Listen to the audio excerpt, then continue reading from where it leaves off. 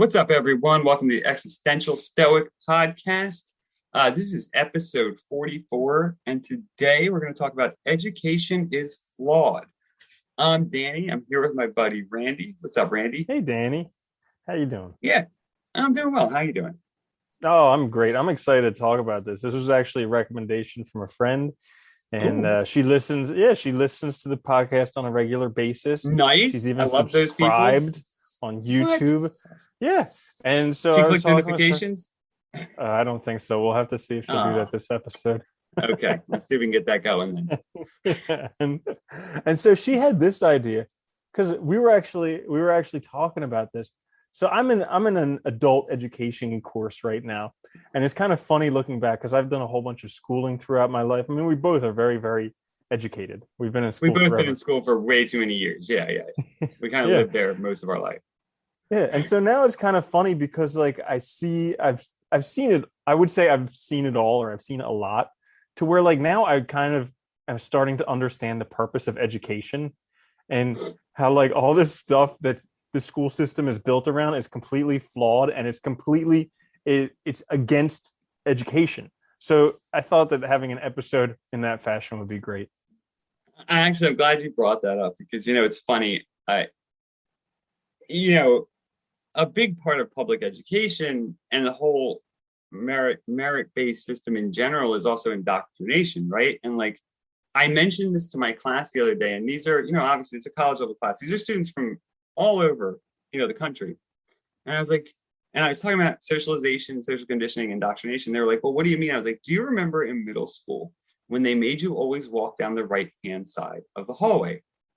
And they were like, yeah. And I was like, things like that. I was like, it's little subtle things on the one hand, where it's training you how to be a good citizen or a good person, however we define it, right? However society conceives of it. And it's funny because that's one angle of education, and then one purpose, right? It's practical. The other side is supposed to get people ready for the world to live on their own, but that's the side where it also fails miserably because, like, a big part of education, it seems like, is it teaches people not to learn, or if they don't know how to learn, they don't understand what's valuable. It really screws up a lot of your sort of ideas about what matters and how you go about educating yourself and the importance of education, I think. At least for Yeah. me personally, I think one of the worst things I wanted to talk about too, so I want to mention it so I don't forget, is the is the fact that the way our system's set up is it makes learning work and also something that people despise. Dude, okay, great. Great. Yeah, Let's talk right? about this Go because on. I love Yeah. this.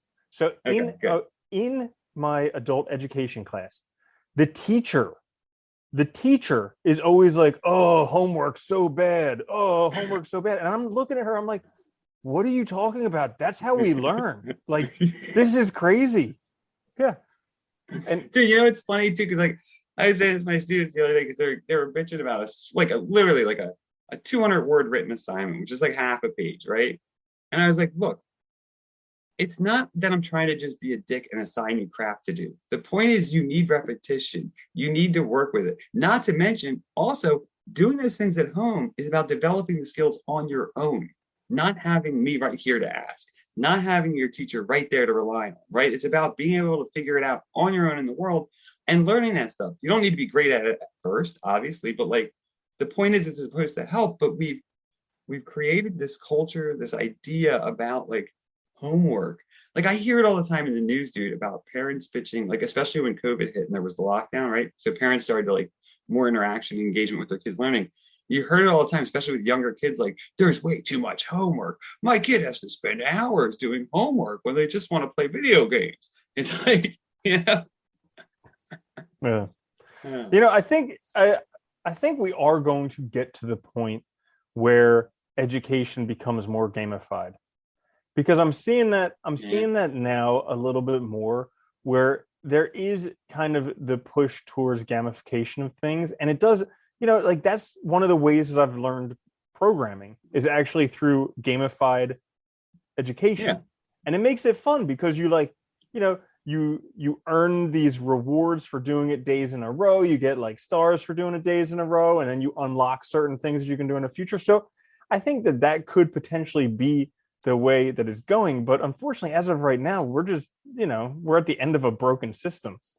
Well, right. Look, we're talking about an antiquated system that hasn't been updated in God knows how long. Arguably, the pandemic and the lockdown forced some changes. But right now, I mean, look, in the fall, we're going to go, all the universities going right back to in person.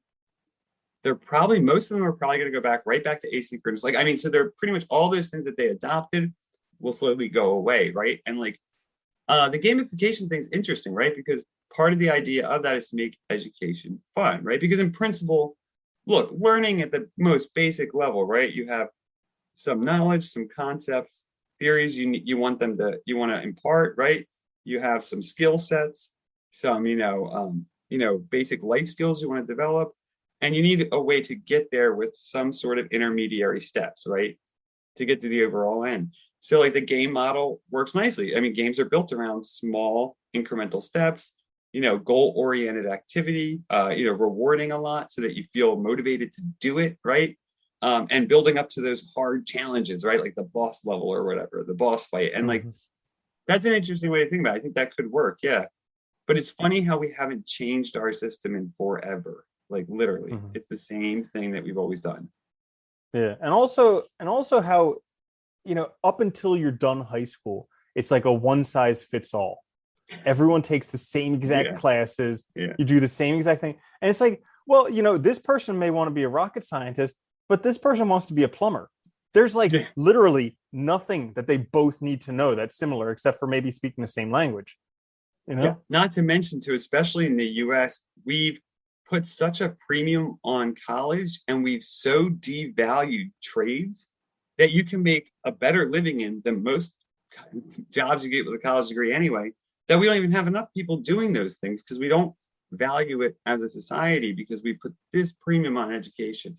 And it's interesting too, because I think like, especially with that, you see too how this education system really promotes certain perspectives, values, and ideas, right? That like working with your hands is bad, or that if you don't perform at the top percentage, you're valueless or worthless or you failed. All these things that are so negative, right? This association that you always have to succeed. You have to get it immediately. You have to understand it instantly. There's no room for error. And it's just like it's toxic as hell. So let's talk about that, because that's such a huge thing that discredits so many people. So like, for instance, let's say in early elementary school, somebody's slow learning math. Okay. Then they hear from their teachers, from their friends that they're not good at math. They start repeating that to themselves. They're not good at math. Before you know it, they're failing math classes without giving it an effort because they're not good at math. Whereas with a different mentality, and like one of the things that I've adopted is that I know on a long enough time frame I can learn anything. And it's kind of like absolutely. It's a truth for anybody. Because like if you can get even a percentage point more in like, let's say it takes a month for you to improve 0.0001%, then it's a mathematical truth that on a long enough time frame you can learn anything. So like by giving people that. Oh no, I was gonna say what I like about that too is it really highlights the point that it's not that you can't learn something, it's that you have to choose what you learn, because you can't learn everything. That's basically it, right? You can learn anything. It's going to take time. It's going to take effort. And I love that idea. Yeah. So, and it's also going to take failure. Like, I think that is one of, like, we're taught to be so averse to failure. Like, how cool would it have been if teachers, in elementary school were like, go ahead and fail. I want you to fail your first 5 classes, because then we're going to be able to know which direction you should go. And it's not going to be in that direction. It's going to be, oh, you failed math, science, and reading. So guess what? Turns out you're a pretty good artist and you're great at physical education. So let's get you into that. It's just like, it makes sense, as opposed to this whole like, pretending that a few certain things are the ideal things and everything else doesn't work. Yeah, it's funny you mentioned that too, because like I know like in public school, like middle school, high school, right? The teachers don't have a lot of freedom in what they're how they're grading, what they're doing, right? Because None everything's like whatsoever. standardized. No child left No. behind. Yeah, right. Exactly. Figure it out. But it's Yeah. funny because like the one thing I do like about teaching college is like I'm free to grade, right? So I have some freedom in how I do that. And it's interesting because I'm a firm believer, like especially like with like a lower level intro class, like intro to ethics, right? You're gonna just a bunch of kids who some of them might a few might take philosophy later, some might not, whatever. And it's interesting because like I've had students in the past who try really hard. They come meet with me, they really struggle with the concepts, they submit drafts of papers, they just don't get it. No matter how many times I try, no matter how many reasons, they just don't get it. And it's like, okay, so by our standard model, they would fail because they don't get the content. However, when I look at them, I'm like, all right, they put in this ton of work. They're working on their own. They're developing writing skills. They're developing skills, even if they don't get the content, they still deserve a good grade because they did the work. Let's face it, they're not going to take another philosophy course. It's highly unlikely, right? So it's like, but it's funny because we really de-incentivize that sort of thinking and interacting with people, right? Where it's okay to fail and keep trying to get it. And it's also okay to admit sometimes that maybe I don't get this, but you put the effort, you're trying on your own.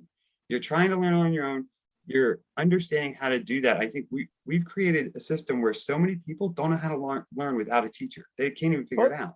dude, and you said it there, doing the work. Like that is the key from so many super successful people. They've all said there's one thing that differentiates successes from failures. It's doing the work.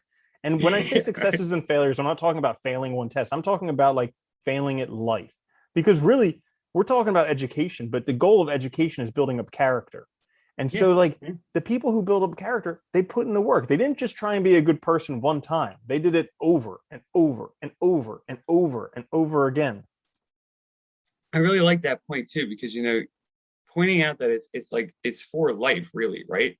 And the interesting thing about education is I think realistically, education should be lifelong. You should always be learning. But when you set up a system that is like ours, where it de-incentivizes people, makes them anxious, makes them stressed out about the whole process, makes them view any type of homework, which is practice, as work, you really also create a society of people who don't want to continue education and don't even realize that they can do it on their own. And I think that's the other scary thing, right? It's like setting people up for fucking failure when it's supposed to be Well, preparatory. dude, okay, so like it took me a while to figure out that I could actually learn the things that I enjoy because for a long time I thought that education was like reading the Scarlet Letter and reading Pride and Prejudice and all these garbage books that they made us read because we had to read Yeah. it. Whereas, like, instead, if they were like, well, what do you want to do with your life? Oh, I don't know. Well, why don't you read some books and try and figure out what's interesting to you? And then read some Yeah. more books in that area. Like, once I realized that I could actually choose what I could be educated about, all of a sudden it became fun because then it's like this door that opens a magic kingdom for everything you ever wanted. It's a shame. I wish it's not really cost effective, really, for colleges, but I wish they pushed independent study courses more because those were the courses where I had a blast. Because, like, I found a book I liked and I just found somebody. I was like, do you want to do a course with me? Just me or just me and my friend or something. One, it's like one on one. So it's awesome. You get so much. But two, it's something you really enjoy. And to your point, it's funny, like, I can tell you so many graduate level classes where I didn't read the course material. I read related stuff that I enjoyed more. But when you start to understand something, how education works and how your learning works, you can make those connections. So it doesn't necessarily mean, and I think people don't understand that. Like it's funny, like like think of like an intro ethics course. I don't give a shit if those kids honestly know Kant's theory when they leave and remember it forever. Let's face it, they're not going to. But the more important thing is, did they learn how to ask questions? Did they learn how to think differently about their lives, take new perspectives, develop writing skills, develop argumentative skills, critical thinking skills? Because that's actually what matters. The content they can look up, they can go read the book again. They can, you know what I mean? Like, it's like you can go back to that. It's like the memorization test. It's like, what doctor fucking has to know all this shit on hand? They look it up in a book or the computer or their phone, right? just like, I mean, I'm sure you did that in vet as a vet, right? You Oh didn't yeah, know every medication on top of your head and the exact, you calculation did. and You everything needed it to takes. get licensed, but then the day after Yeah, that, you forgot yeah, it all. Yep. Yeah. But that brings us to another point we wanted to talk about is cheating. Okay. oh So I yeah, feel yeah. like there's so much emphasis in all these testing and education and all this stuff about like stopping cheating. I have a completely different viewpoint on it. I say Oh, let it go on because those people are screwing themselves over for later in life. I say, you know what, forget it. yeah. Like if people want to cheat, let them. Because while they may get the immediate benefit from doing it, it's so hurting them in the long term that there's like you can't even compare. It hurts them so much.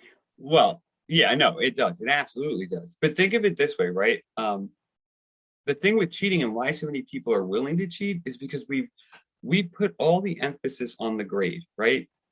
So in a way, it doesn't matter how you get there. As long as you get there, you've done fine, right? And that's the problem because it's not. In a way, we built a system where it doesn't matter what skills you have, what things you develop, because all that matters is this one test, or all that matters is this. And if you get a great grade on it, you're gonna have more opportunities than the person who develops all these skills we got a slightly lesser grade, right? So we kind of emphasize the wrong thing. The other side of that too is a lot of those tests, especially like those big standardized ones, there's a bunch of money there. And they don't want people cheating because they don't want to make up new tests and new questions and they don't want to lose their status, right? And it's like I think that's the other issue is we kind of a lot of this stuff is tied to, private interest groups. And that's also bad.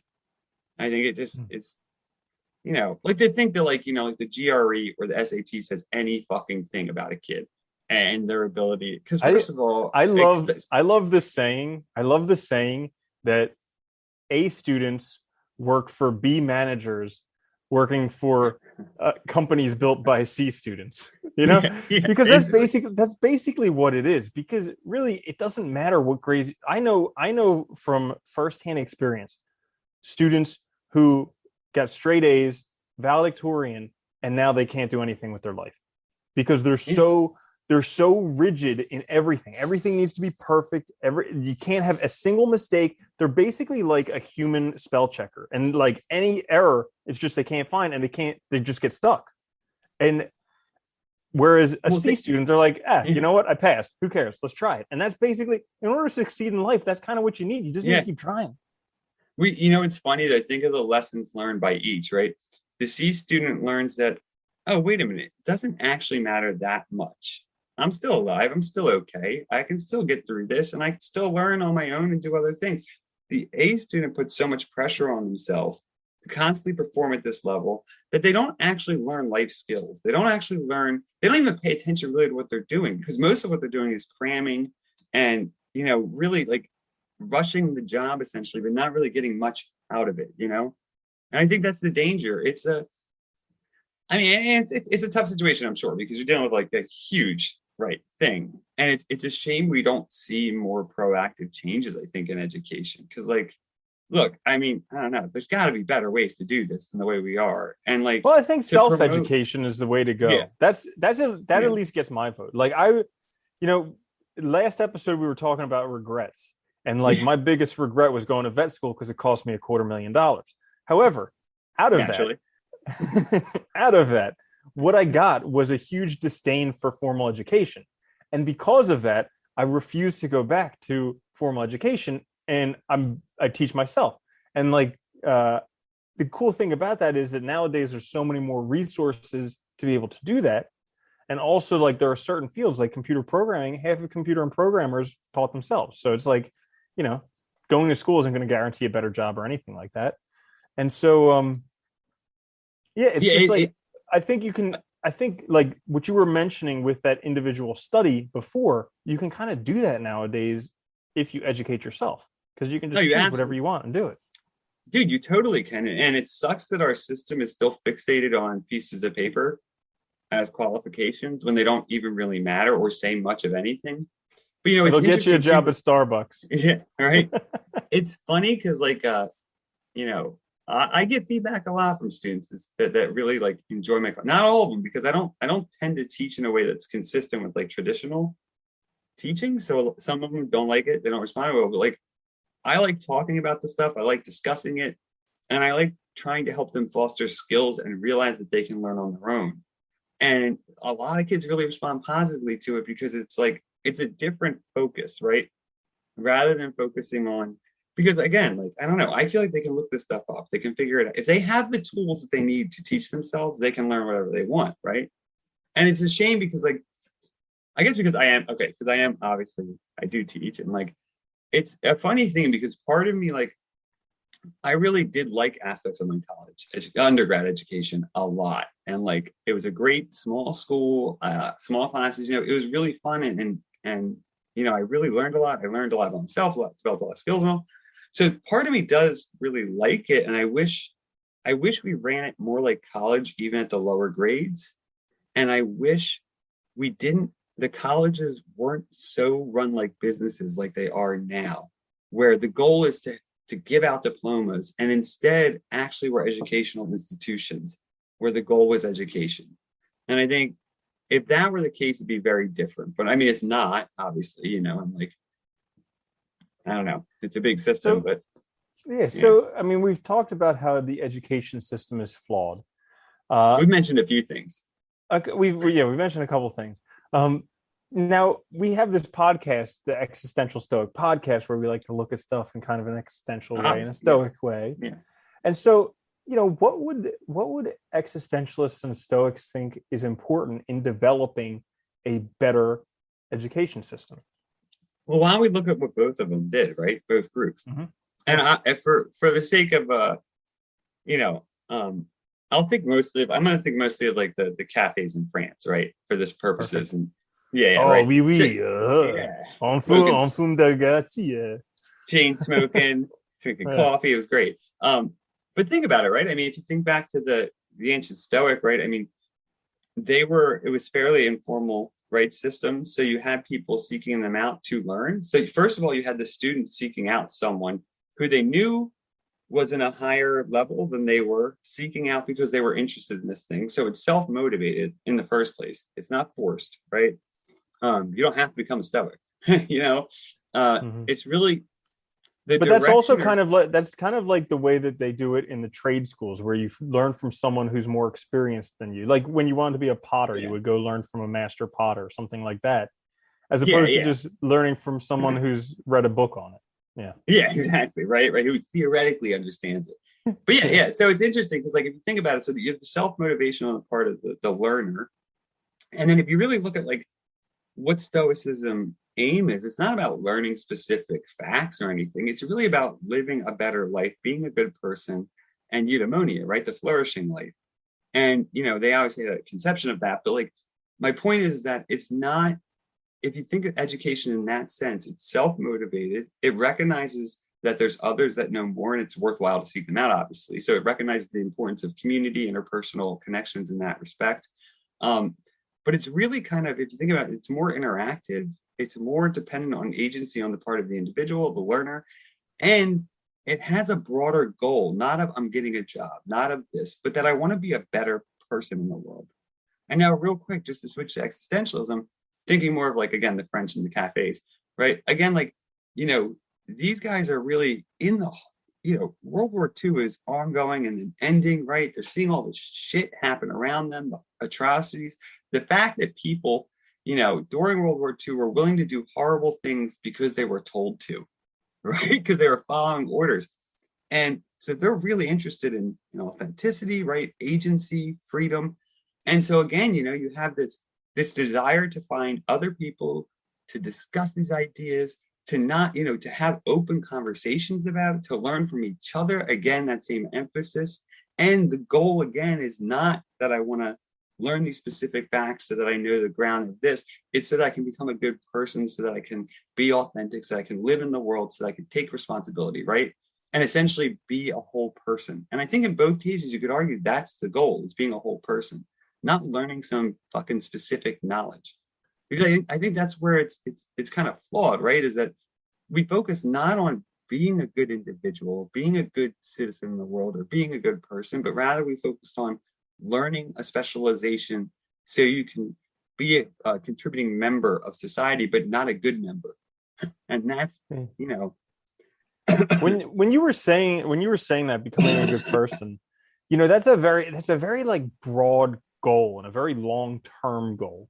And then I was kind of contrasting that with what we do with typical education nowadays. It's very short term. We have Yeah, like a few months, and then we're supposed to be graded not only for that few months, but sometimes a midterm in there, sometimes a couple other exams. yeah. So like we're constantly getting graded way more quickly than we should be. Like, maybe getting a grade. I don't even know if getting grades from school. I feel like one of these hippies out in California who's like, Yeah, you got a right. watermelon and you get a Well, look, smiling moon. It's like, yeah, but the problem with grading is you can look at grading very practically, especially in like public school, and say on the one hand, grading is a way to see how we're doing, right? And I'm trying to be really abstract about this, right? So see how we're doing, broadly speaking, about education. It's a way to evaluate, the progress of students, so forth and so on. But more importantly, it's a way to rank them, and that's really what it's for, right? Because it's a way to rank individuals and to associate self-worth with this ranking. And I think that's the problem. That's the issue. Yeah. I had this idea. Okay. Here's a system that could potentially work pretty well. The actual grades that the students get, the students never know about. That's for the schools. Okay? But the Yeah. students do get feedback in what stuff they actually need to get better at. And they know that the top students go to the top schools. Hmm. So because that's like a That'd be blind way interesting. of doing it, because then you're just Yeah. forced. You don't, the only feedback you get is what you can improve on. So you're just constantly like, oh, I guess I should learn this stuff. I guess I should learn that stuff. And they'll keep on improving. And because that way, the students who are doing really well and the ones who are doing poorly, they don't have any idea who's really doing what. So they all have to keep trying to do better. Yeah, it's interesting. Yeah, it's funny when you were saying that too. I was thinking of something else too, you know, thinking of all these philosophers who really put this emphasis on premium on wisdom, on personal development, cultivation, which is a lifelong thing. I mean, they never stop doing it, right?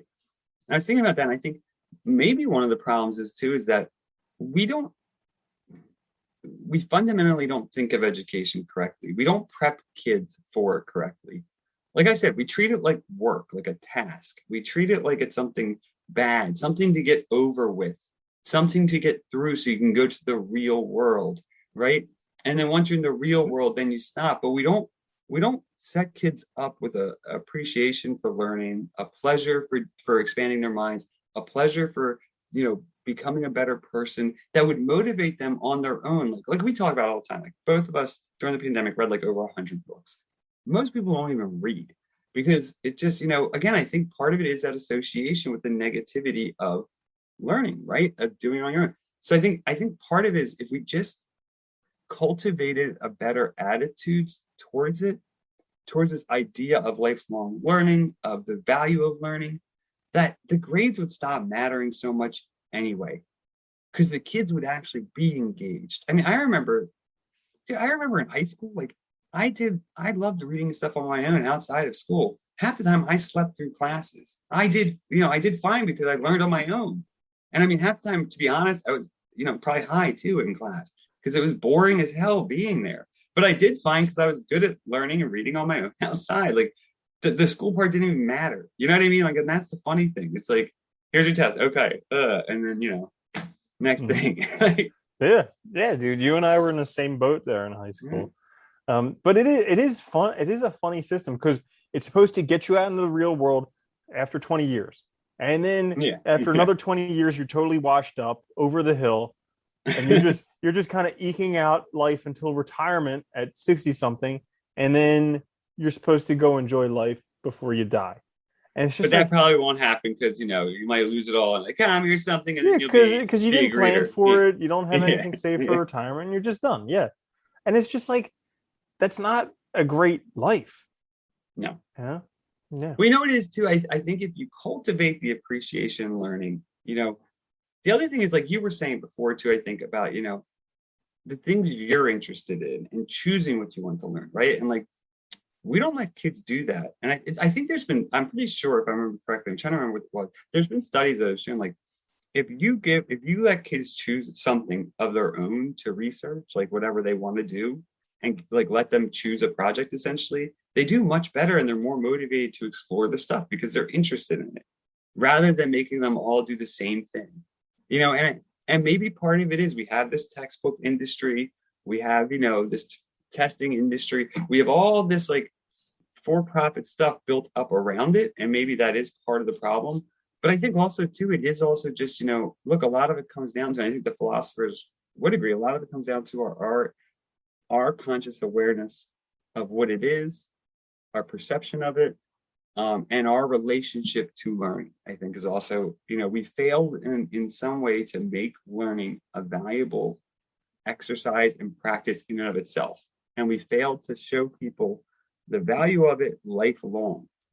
That it's crucial, I think, and that you can always do it, because also, the fact is it opens up new things, right?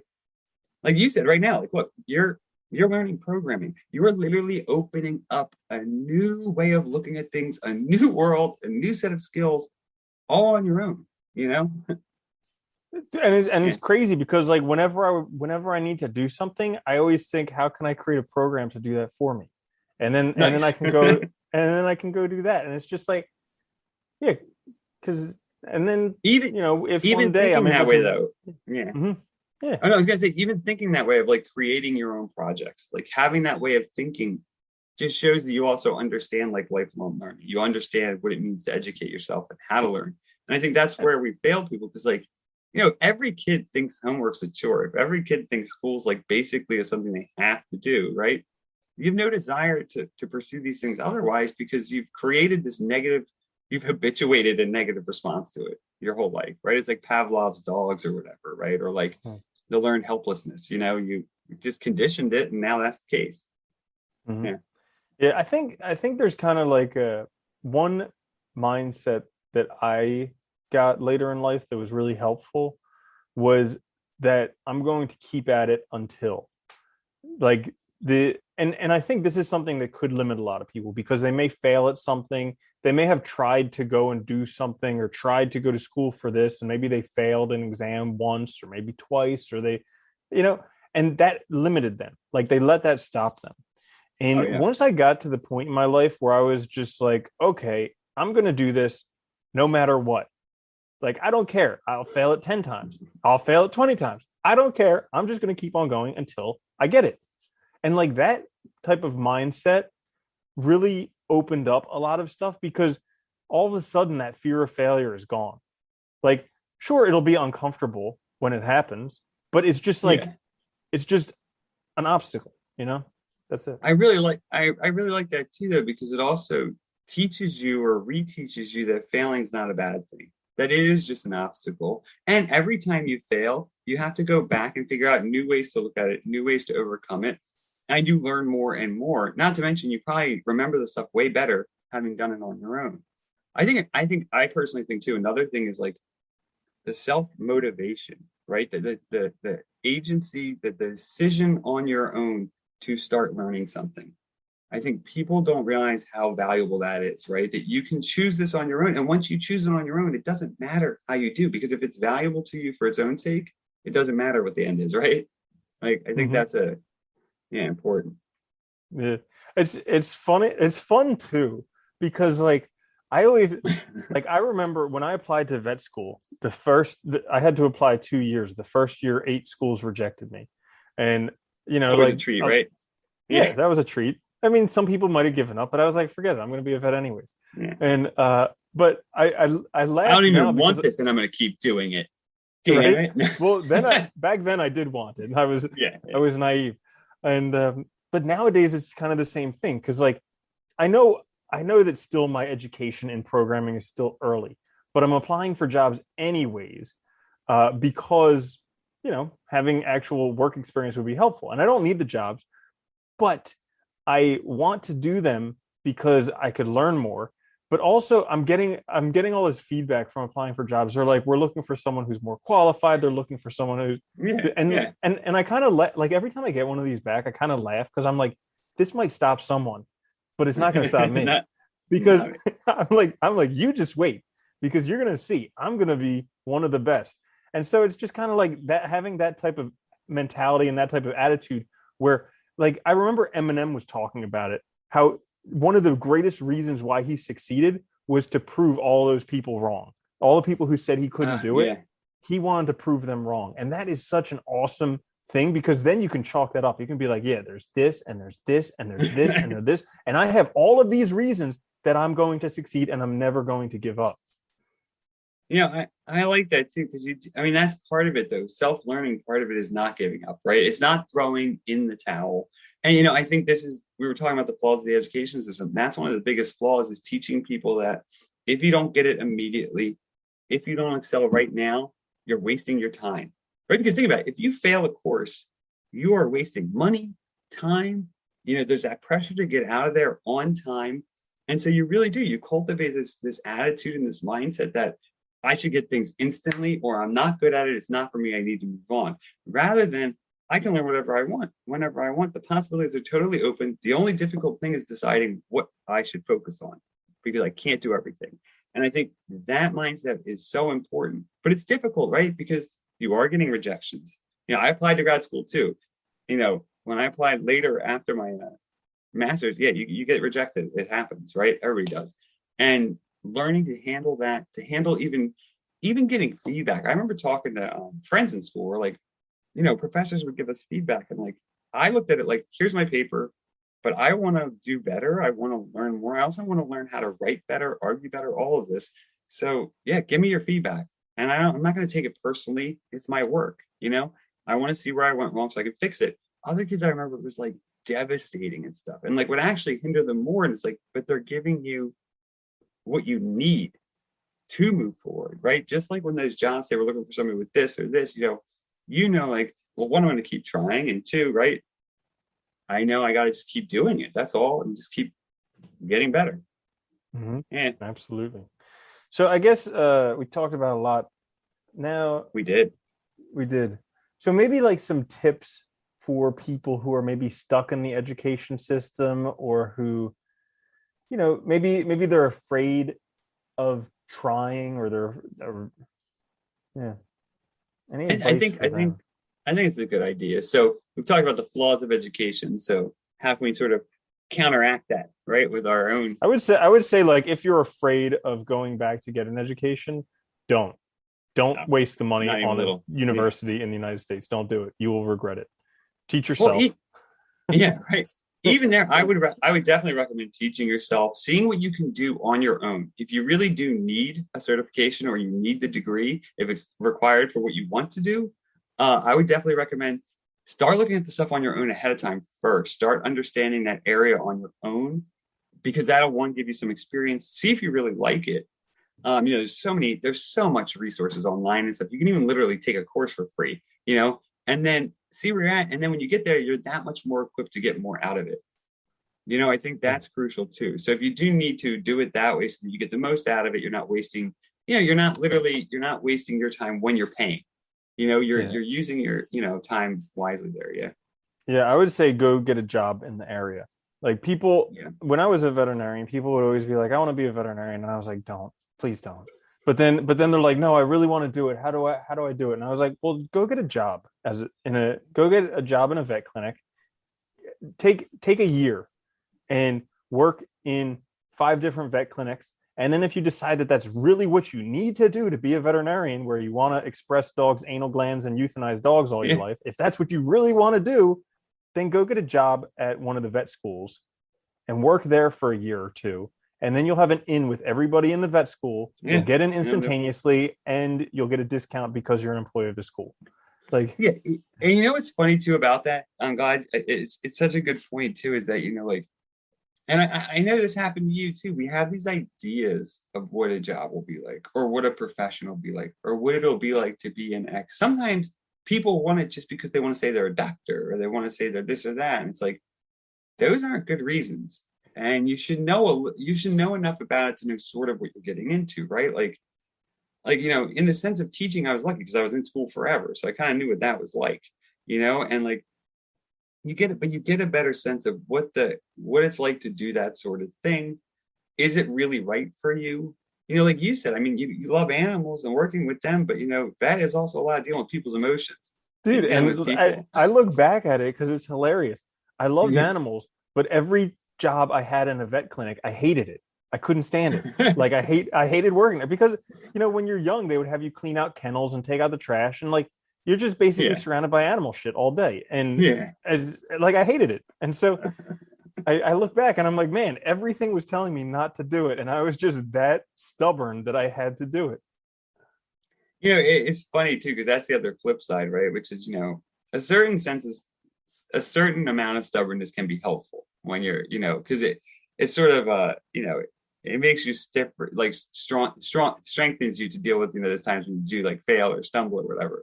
It can also be really bad though too, because you can get yourself in this like mindset where I have to get this done. Even if my life sucks, I'm going to be that thing. Fuck it. Mm-hmm. I really think too. I think with the flaws of our education system, I think anybody out there, whether you're learning or whether you're out of school and you want to learn, I mean, I think just trying things, exploring, experimenting, not being afraid. Because let's face it, the thing I love about learning on your own is you're doing it on your own. And that can be good. And I mean, it can be hard because you have no one giving you sort of deadlines and things like that and a metrics to evaluate yourself.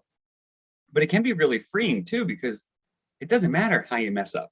You can start out by assigning yourself a crazy project just to try it.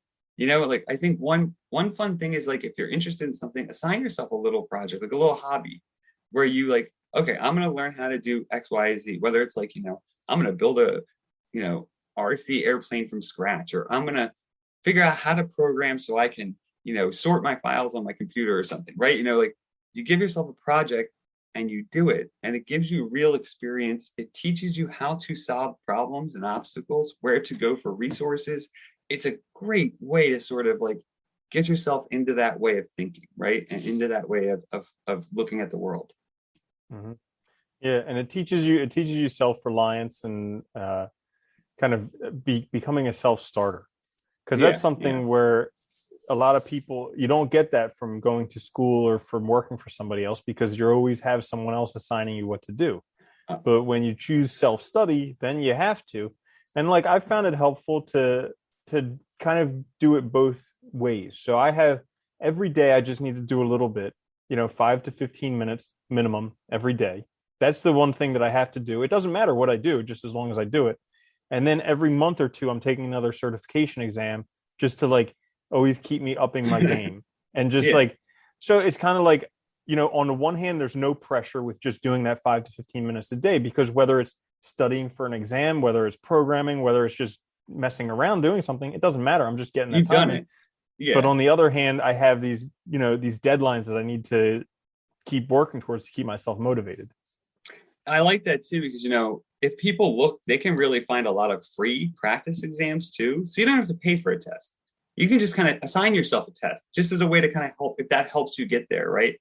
I Mm-hmm. just thought of something I really wanted to mention that was good Okay, well, from what while you keep yeah, thinking about that, yes, I go wanted to ahead. bring up another thing that I thought was really helpful is, kind of looking at from the philosophical standpoint of education. There are two things that I think are really important with self-education. So the first is what the Oracle of Delphi said, know thyself. Oh God, yeah, right. Number The one. second one, the second one is work on finding the golden mean.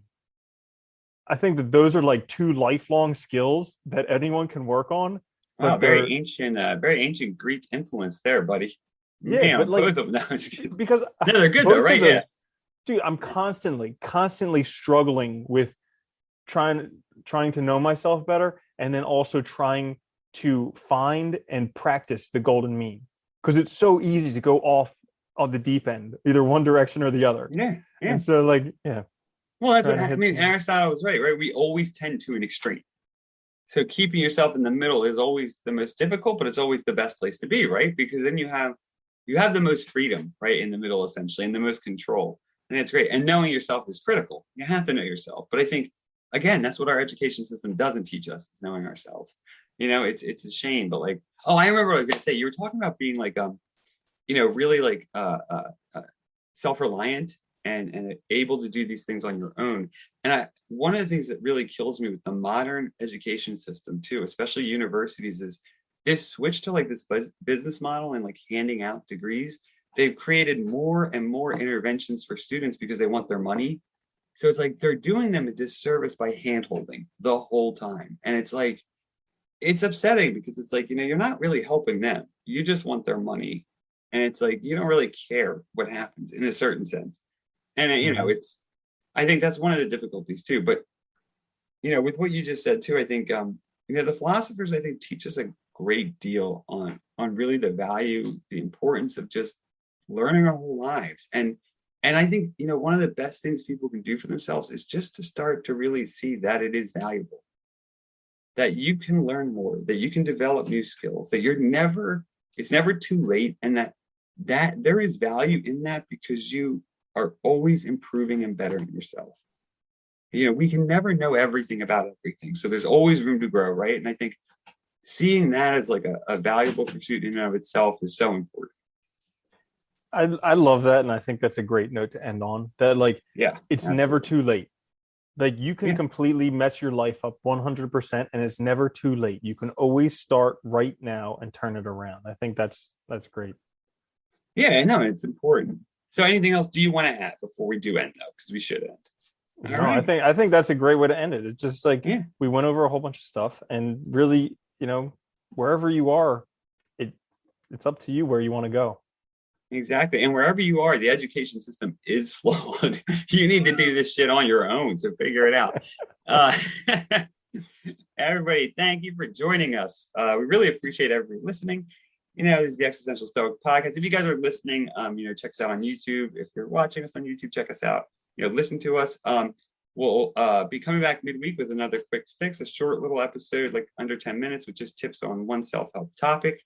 Be sure to like, subscribe, share. It helps us out. Until then, though, this was Education is Flawed, number 44 of the Existential Stoic podcast. Take care, Randy. Later, Danny.